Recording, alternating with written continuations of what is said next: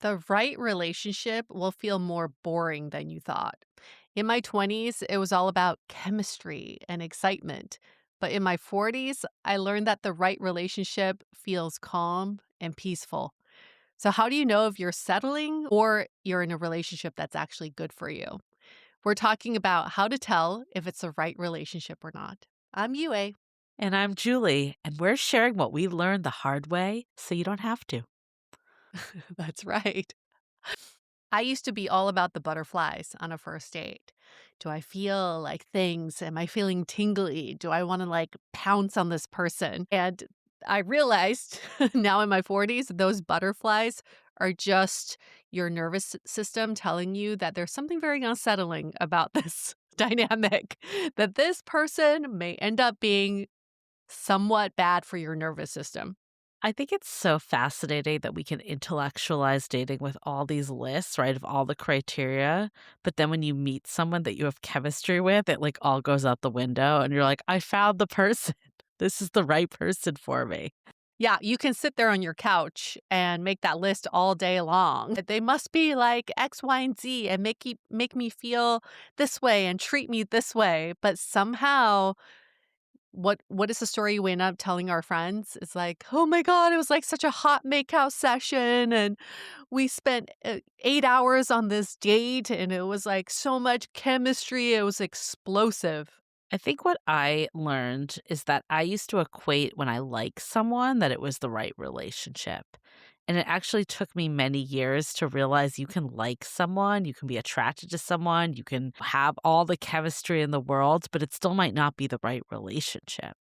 Like I look back and I thought I met the one because it was the first time that I felt all the things and felt like it was reciprocated and felt like it was like kind of matching that like ideal person that was in my head. So I just assumed it was the right relationship. I didn't actually make sure like the consistency was there. The different qualities that actually make a relationship work for the long haul were in place. I just went off of the superficial and that feeling of like, this is right. I've definitely been there, and I used to fall for the lifestyle choices of someone. Mhm. That's what brought Definitely. excitement. I loved when someone told me they traveled a lot, or especially if they traveled a lot for work, or if they were like a freelancer, so they're always on a new project. It was so exciting to meet these people who had such exciting lifestyles. But then when you try to make a life, create a life, or do life with this person, you're like, oh, yeah, okay, they're never here.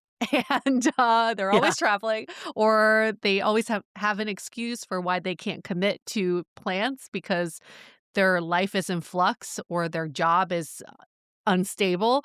So then I started craving that stability. I remember like there was one point in my late 30s, I said this to someone. I was like, I just want to meet a nice accountant, just someone who's stable. It's so interesting that travel is such the hook because I Hmm. feel like I remember like going out to dinner and my friend was talking about this guy. I was like in New York visiting and she was talking about this guy. And it was like very clear that he was not like a good boyfriend at all. And someone was like, why do you like him? And she's like, well, he's so well traveled. And I feel like we hear this all the time, like people using that as the flex. And again, I'm not saying like, don't find someone that likes to travel if you like to travel. But like, why is that like above all to like define this person? Like, so many people travel too. It's not like that unique of a trait. Because we think it's exciting. We think Yeah. we want to be with someone who has an exciting lifestyle. I had a friend in New York who loved dating chefs because she thought, my Mm, gosh, what an awesome job they have. They work odd hours and they're always creating dishes and they're always invited to these big, like, passionate. events, and they get to go to like openings of new restaurants, and they know all the Michelin restaurants in the world. Like it was so cool to be in that lifestyle. But Mm. when she really started dating these chefs, she realized a lot of them are big smokers and drinkers. They don't come home till like 4 or 5 Right. in the morning. They are always away because they have to schmooze with the industry in order to keep their Michelin stars, etcetera. It was very political. There was no way that she could have a normal, stable, boring relationship with these guys. Yeah, and I think it's like boring gets a bad rap because, like, I don't think anyone needs to be, like, bored in their relationship. Like, I would not describe my current relationship as boring at all. Like, we have always felt this, like, we can't stop talking, and that's, like, one of the things Mhm. that's gravitated me to my husband. But what was boring about it was there was nothing to report to my friends. And to me, that is, like, the biggest sign that you're in a good relationship or it could be the right relationship if you literally have nothing to talk to your friends about. Because either there's nothing that's a mixed signal or going in a certain way, it's like very clear the intentions, or if something does come up, you two navigate it together instead of bringing in all these third parties. To me, the right relationship is when you two can work through things together. And I will always remember the episode we did with Vienna Farron and Connor Beaton, who are, for anyone that's unfamiliar with their work, Vienna's a therapist, Connor's like a men's coach, and they're married.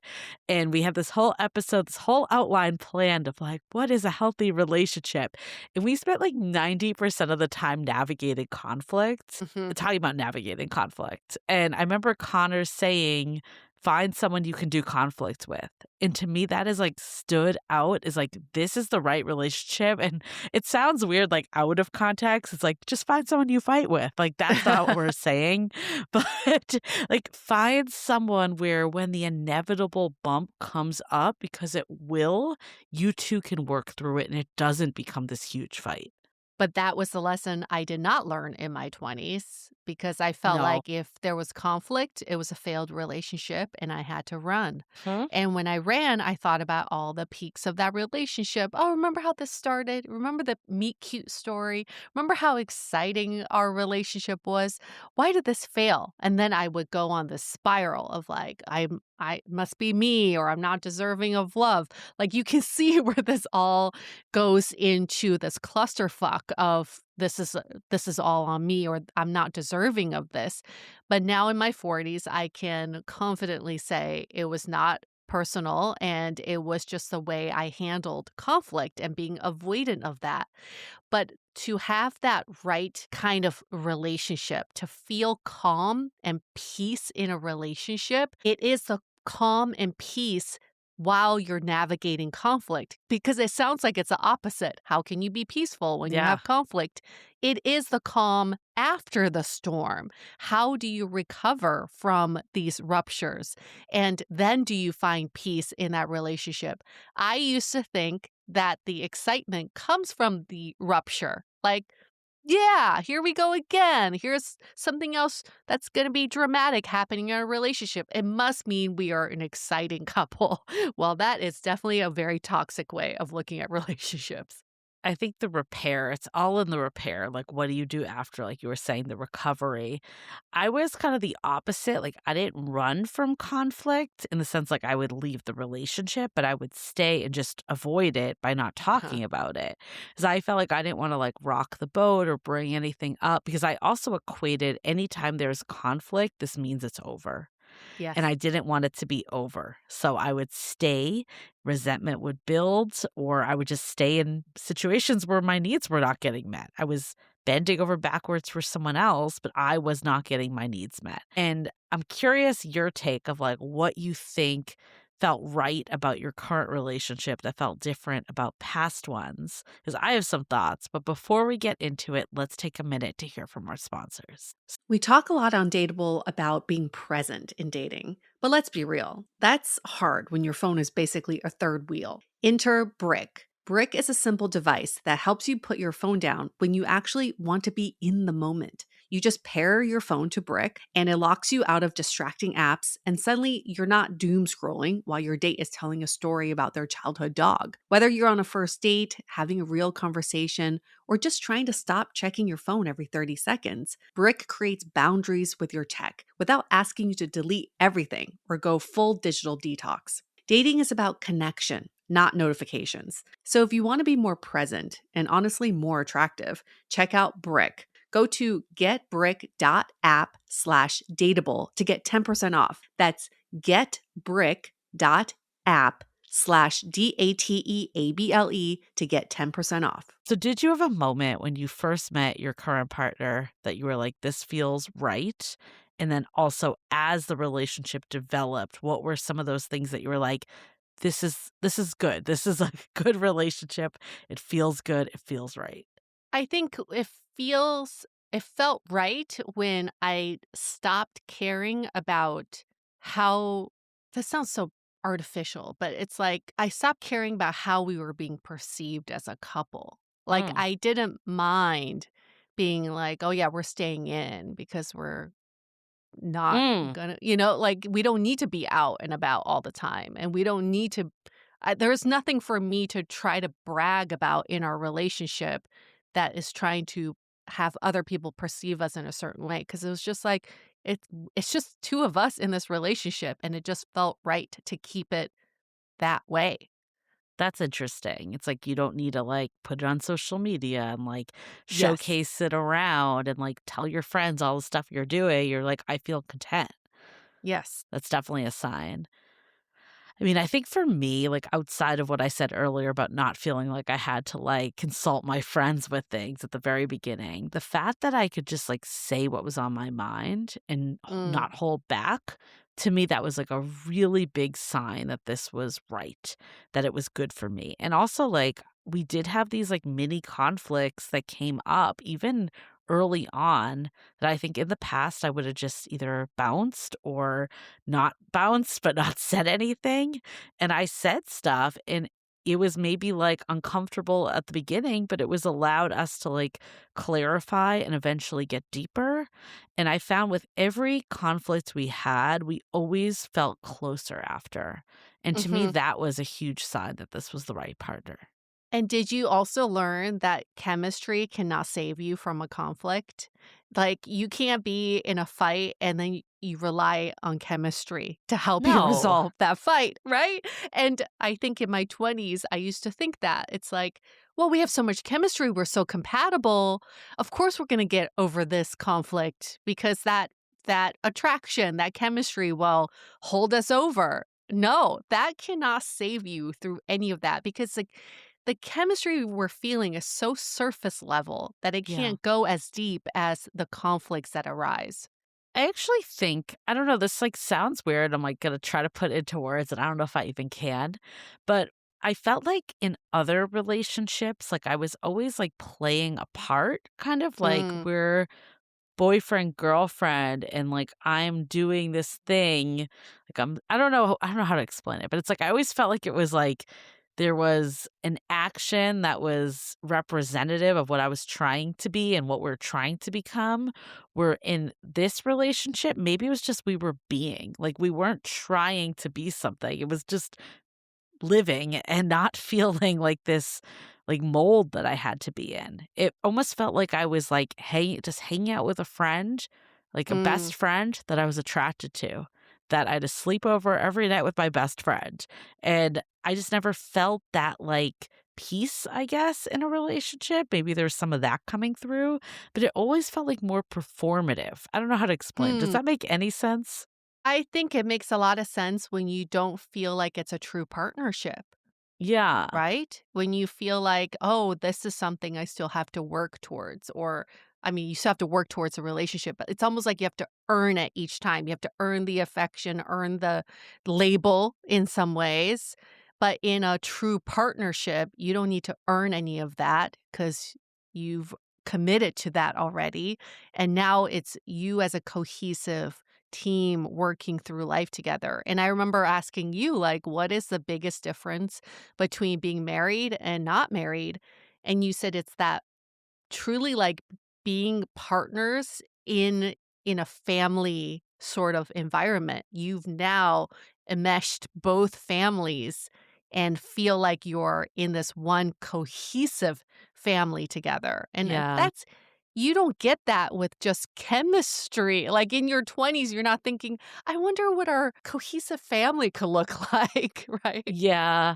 I also look back to some of my relationships in my 20s and even early 30s, and I feel like I just, like, didn't have any expectations, and, like, I wouldn't hear from someone for, like, 2 or 3 days, and I thought that was normal.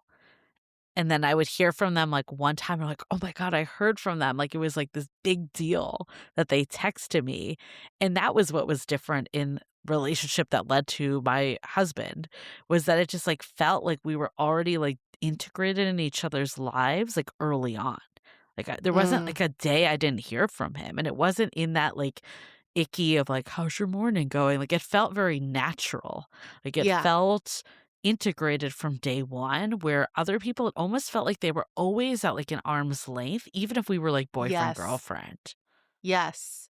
It's still feeling that, like, not fully committed Yeah. to someone, right? And it's not even explicitly said. I still No. remember my relationship in Beijing when I lived with someone. We were together for 9 months, and I had to come back to the States for a month. We spoke once on the phone in that month, and I thought that was normal.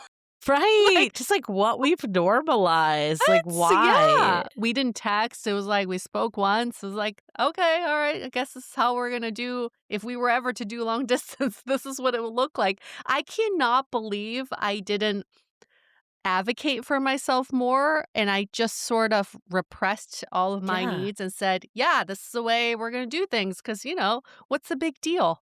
Do you think that's more normalized that we're talking all the time now, though? Because just the way that, like, it's so integrated. Like, you're always on your phone now. Back then, you probably weren't as much, or do you think that it's still happening now that people just, like, don't hear from someone for days on end and think it's normal? Thought what was abnormal at the time too was the fact that because you're going to be away for a while and maybe communication, like I think there was still Skype back then, Yeah. right? Skype wasn't as prevalent, that we wouldn't yearn to want to Mm. connect more. Like, I think even for today, for how connected we are, I think it's more normal today to be like, it's okay if there's a day that goes by we don't speak." But back then, I felt like we should have wanted it more because we didn't Mm. have the capabilities to do so.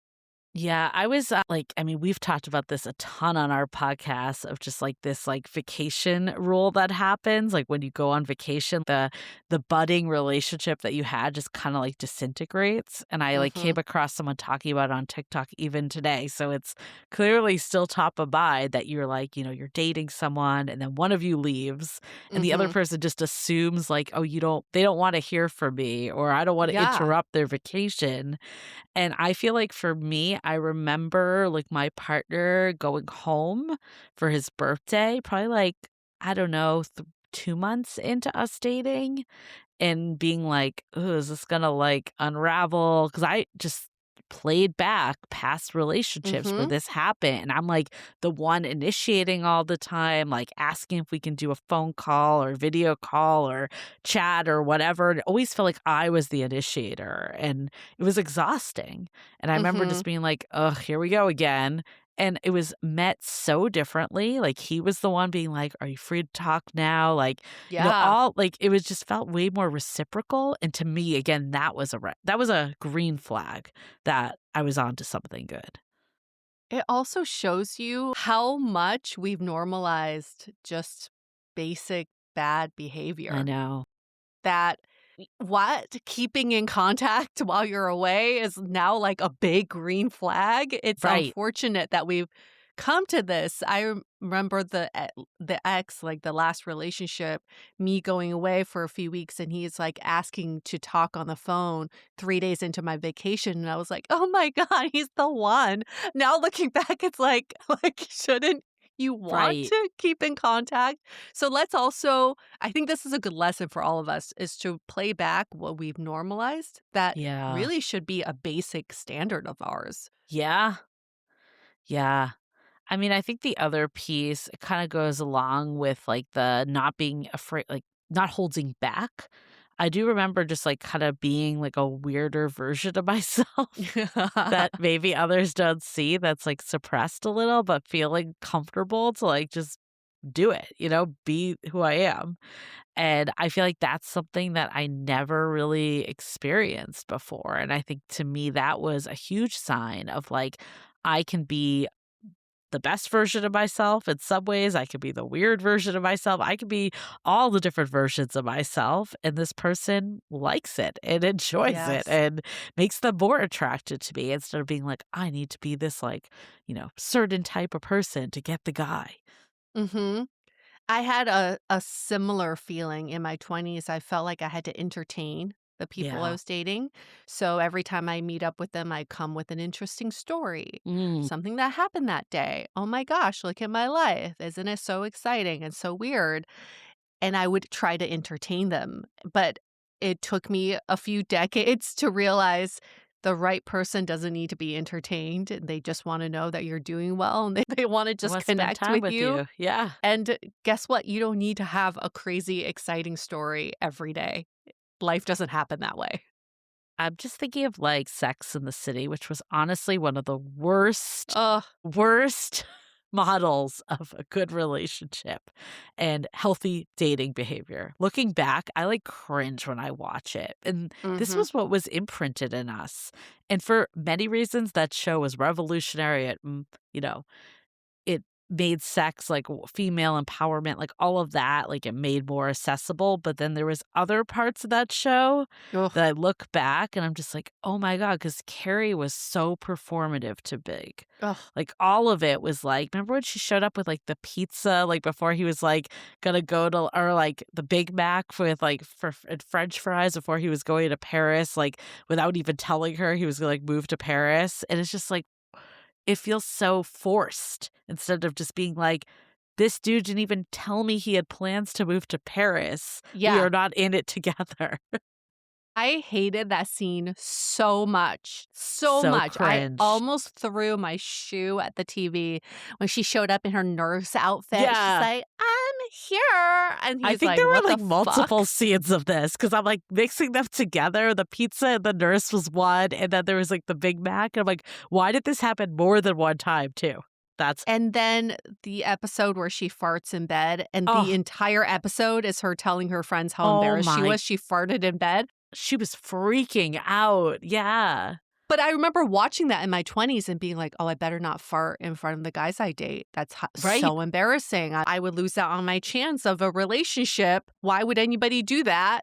Well, I have no qualms about doing that. I It is a natural part of life, like, what are you gonna do? And, like, people that won't go to the bathroom in front of their partners, mean, all my of it, god. right? In that show, it's like, whatever you do behind closed doors, you better not let your partner see because it could scare them off. So don't be you. And what is wild now, if we're gonna get on the Sex and City rant, is the men never cared that they showed these sides of them. Like, Big was like, Right, "Great, you farted. Good job," right? But right. it's the women who to at their brunches are like, "Oh my god, you farted. Oh my god, you said what? Oh my god, you did this." Like, it's the women checking each other and saying, "You should not be doing that in a relationship." That's crazy. Felt so, like can you imagine going through your life with someone like that? Like, can you imagine being like, "Oh my god, I can't fart." Like, what I if a can't be fart comes myself. out? Then the whole Yeah. thing's over. Yeah, they're gonna leave me, I'm gonna scare Right. them off. Well, Unless your it's farts are lethal and can really, like, bring danger to someone's health. Like, what is the big deal? Just can't believe that was an episode, an entire episode. yeah, but I think it was a sign of the times too. Like I'm thinking of like The Marvelous Mrs. Maisel, which is obviously set like way before that even. Remember she would like get up every morning and put on like a full set of makeup. Yeah, So like he yes. woke up and I think there was this shift that's happened that like women were meant to be like this accessory to men and not equal partners and luckily that shift has happened in the last couple True. decades, I think especially a couple decades. I mean, Sex and the City wasn't that old. It was old, but not like the last, like, when did that come out? Like 90s? So Mhm. it's like that last, these last years have really made a huge difference, I think, in the perception of partners. That's true. Yeah, it was very much about you better keep up your appearance and Yeah. don't let them see you in a certain way.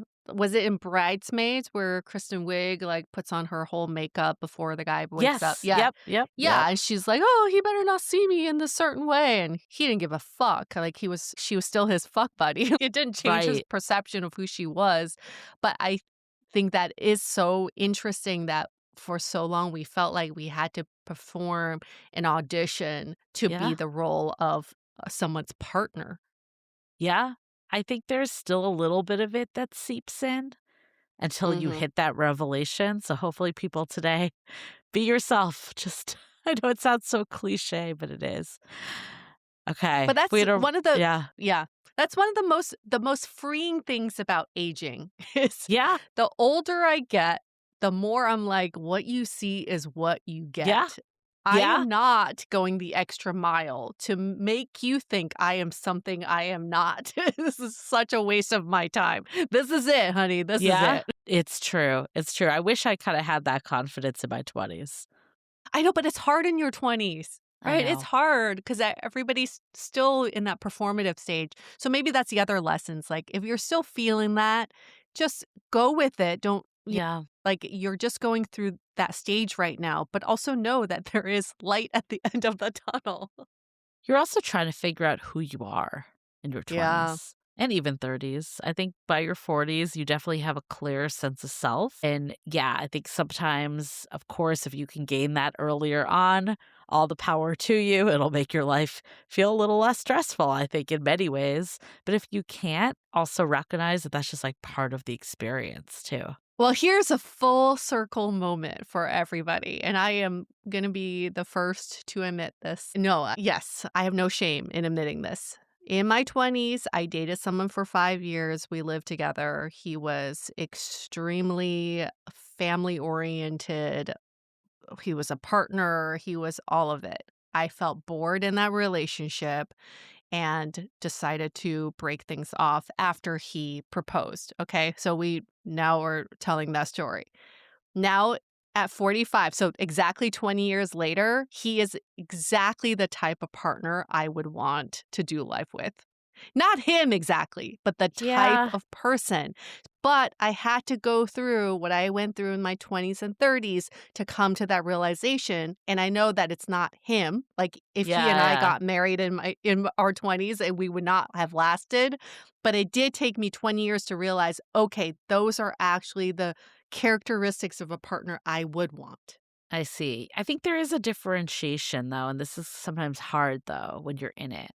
Like, what is it about this guy, for instance, that you're like, I didn't appreciate the qualities that he had? Like, maybe like the reliability or the consistency. It wasn't exciting, right? And in Mhm. your 20s, you were looking for excitement and like all that. But then what is it about the person? Because I don't think the we're saying here is to like settle for someone boring or someone that you Yeah. are like yearning to like have more that they're just not going to give you. Like, I don't think that's what we're saying either. So, what's the line of like, I didn't know what I was looking for versus like, this just wasn't the right person? And like, maybe someone like him could be, but it wasn't him. Yeah. And I think it's always gonna be the wrong person at the wrong time. You can't have the True. right person at the wrong time. So he was the wrong person at the wrong time. He was prioritizing marriage and kids and family. I was prioritizing fun, being in my 20s in New York City. So those were our two different paths. I also wanted to sleep with different people. I was like, I don't know what it's like to sleep with someone really muscular and hot. I don't know what it's like to sleep with someone like kind of not my thing, like just someone who's not my type. I was so curious about all the people out there. Also, just being in New York, you're just like, okay, there are a lot of options out here. So Yeah. at that moment in time, he was not right for me, but I appreciated him for all of the qualities that he possessed so early on in life Yeah. of a really good partner, and he is now in a happy marriage, I think, with kids. So I would assume, it looks on Facebook, it all looks great, but I'm also happy he got what he wanted because he had Yeah. always wanted a family. Yeah. Yeah, it's I don't think you're ever gonna know if, like, someone was the right partner, they were, like, the one that got away. I do kind of Yeah. agree with you, it's like you have to just go in with the timing element, And I mean, I know big part of why my husband was right for me is because of the time we met. We're both in the same Mhm. place of looking for something that could be a life partnership. And I think maybe even if we had met each other a couple years ago, we might not have had the relationship get off the ground. So, That's yeah, right. a lot of it is just timing too. We'll do a whole other episode on that because Yes, we will. timing is a big one. I guess to distill it into a couple things, I think for me, the biggest sign of being with the right partner is like, am I myself around them? Can I say what I want to say? Can I express myself? Can we work through it? Like, no holding back. That to me is the sign of I'm in a right relationship and someone that will meet me, that is committed, that is wants to make it work, that wants to make you happy. Like I remember early on my partner saying something like, "I just want to make you happy." And I was like, I've Mhm. never heard someone explicitly say that. And Mhm. to me that was huge. That is huge, and that's right. That's all we really need to look for in a partner, and also, I want to like myself Yeah. around this Yes. person, and I wanna recognize myself. There Yeah. were so many relationships I was in my 20s where I lost sight of myself. I couldn't Yeah. even recognize who I was anymore. So to Yeah. recognize myself and to love who I am around this person is also such a green flag when you're looking for a partner. That's what I said to you, remember? Like when Yeah. I met your partner, I was like, Yes. "Finally, it feels like you're you." 'Cause, Yeah. like, your I last got one, myself I back. remember, like, there was a time I'm like, "It Mhm. doesn't feel like it's you right now." Yes. I lost myself in that last relationship, but I got her back. She back. Awesome. Well, hopefully this was helpful to people. It might be one that you need to hear a couple times. And again, like, remember every experience is leading you there. So nothing is wasted time. Even the wrong partners are helping you find the right one. But thank you next. All right, with that, we'll see you all next week. Bye.